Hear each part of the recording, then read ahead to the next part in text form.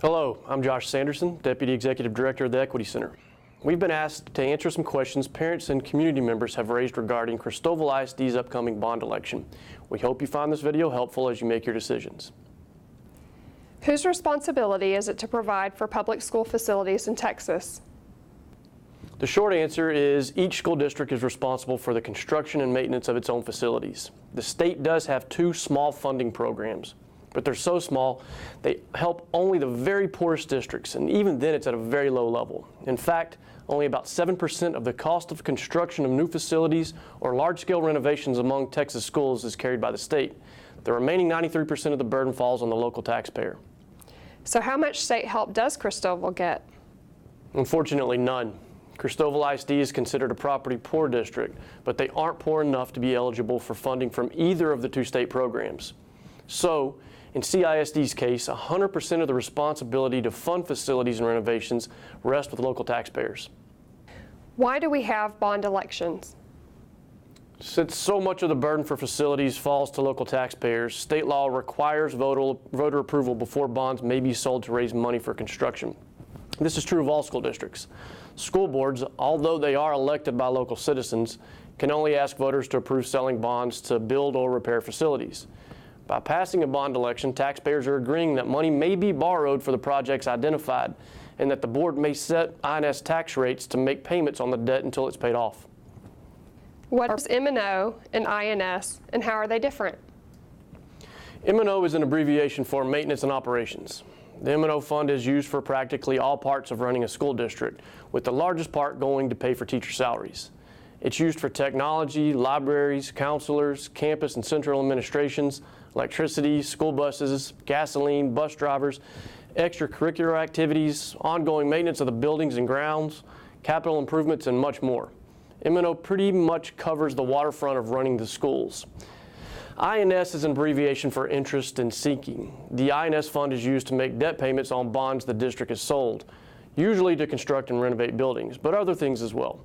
Furniture and technology needed to outfit a new building are good examples. How much money does Christoval have for new facilities? Left on its own, Christoval can raise about $25,000 for each penny of INS tax rate. This estimate is based on TEA data, and CISD's administration may have more accurate numbers, but that's pretty much it. The Attorney General's office will allow bonds with payments that can be paid off with an INS tax rate of 50 cents or less. So why don't we give our teachers a raise instead of improving our schools? Actually, one has nothing to do with the other. A bond election cannot provide funds for pay raises for teachers or any other employee. The M&O and INS funds are separate and can't be mixed.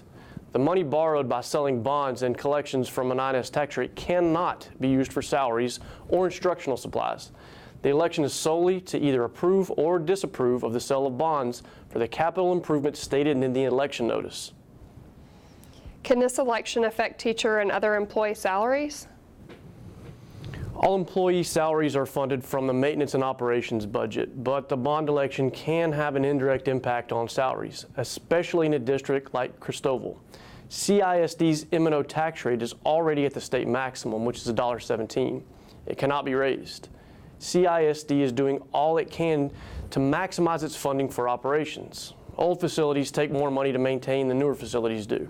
This means that M&O funds that could be used for pay raises and other instructional purposes are not available, other than possibly freeing up money that would otherwise be spent on higher maintenance costs of old or out-of-date buildings and technology. There is no connection. Why is it that other area school districts are pretty much the same as Christoval, like Erie County, Rankin, and Big Lake, but they seem to have so much more funding than we do? Our current public school funding system is statewide, and all districts are part of that constitutionally required system. In that sense, all districts are equal. They all have the same job to do. Their children leave to compete toe-to-toe with children from every other district. But when it comes to money to get that job done, the system is grossly unfair and inefficient. Christoval is one of the districts mistreated by the current system. For example, the other three districts you mentioned have all been receiving a special funding allotment since about 2007. They received this extra allotment because they were specially funded before then. It's like funding by habit rather than need.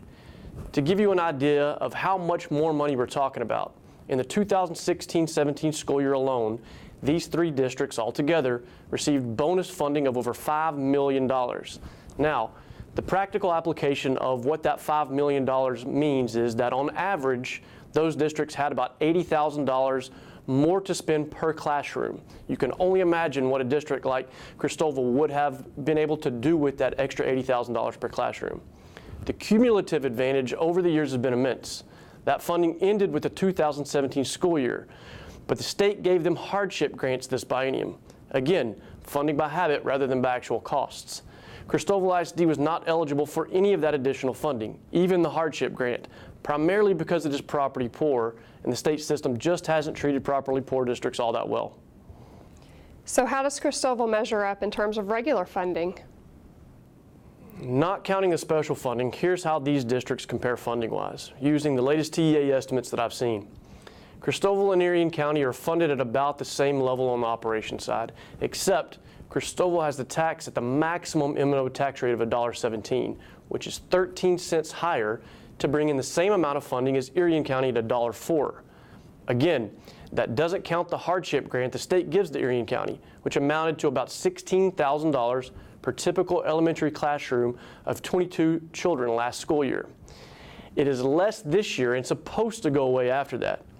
If Christoval were funded at Reagan County's level for 2018, it would have about $56,000 more per classroom. That's over and above what Christoval actually did receive. If you add in the hardship grant, it would have been more like $80,000 extra per classroom. If Christoval were funded at Rankin's level for 2018, it would have had another $112,000 per classroom, $135,000 with the hardship grant per classroom in extra funding. These numbers will vary from year to year, but the point is that Christoval ISD is asked to do an awful lot with a lot less.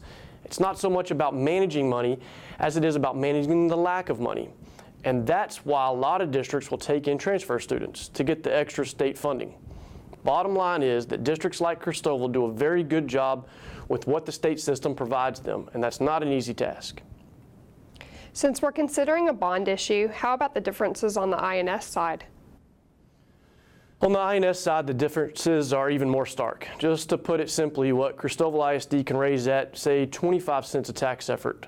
That's close to the state average for districts that have INS tax rates. Irion County can raise for about 6.5 cents a tax effort. Reagan County can do that for 3 cents a tax effort, and Rankin for about 2.5 cents of local tax effort. That's quite a disparity amongst taxpayers. Well, that's a lot of information to process, but thanks for taking the time to answer our questions. Not a problem. I'm glad to do it.